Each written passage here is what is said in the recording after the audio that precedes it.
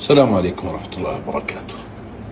بسبوسة سهلة وبسيطة ولذيذة، وهذه مقاديرنا، وبرضه بكتب المقادير بالتفصيل: حليب بودرة، سميد، قشطة، زيت، هذه الحشو قشطة، وعندنا للتزيين كريم كراميل وقرفة. خليكم معنا. بنحط الحليب والسميد والزيت والقشطة ونخلطهم مع بعض لين يجينا القوام المضبوط. الآن نخلطهم مع بعض لين يجي مثل ما قلت لكم القوام المطلوب. وهذا القوام المطلوب.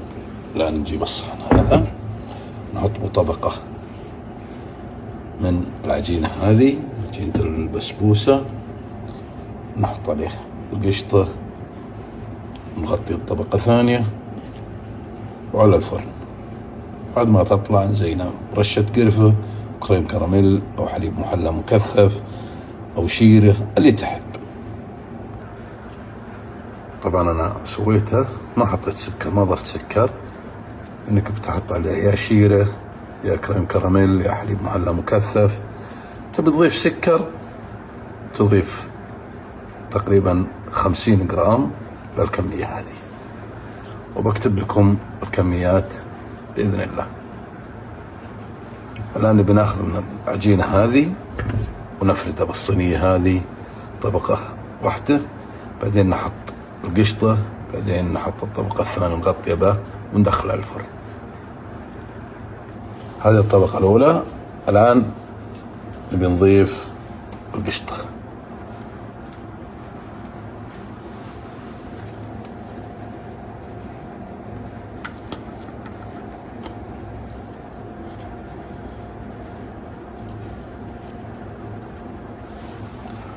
ونوزعه مضبوط على القالب. حطينا الطبقة الأولى، بعدين حطينا القشطة، بعدين حطينا الطبقة الثانية، والآن على الفرن من تحت 10 دقائق، بعدين من فوق للتحمير 7 إلى 10 دقائق. إذا طلعت زينة بالكريم كراميل مثل ما قلت لكم، أو حليب محلى مكثف أو شيرة اللي تحب، ورشة قرفة اختياري طبعا.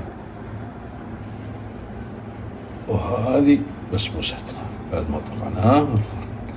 الآن نحط عليها تزيين كريم كراميل أو حليب محلى أو شيرة اللي تحب.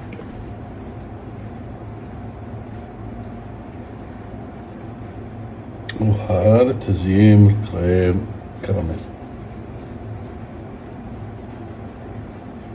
كثر يا مدير، ها؟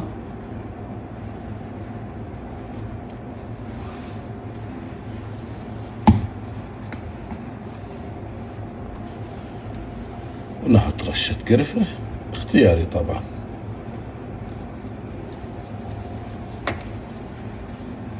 وهذه جاهزة.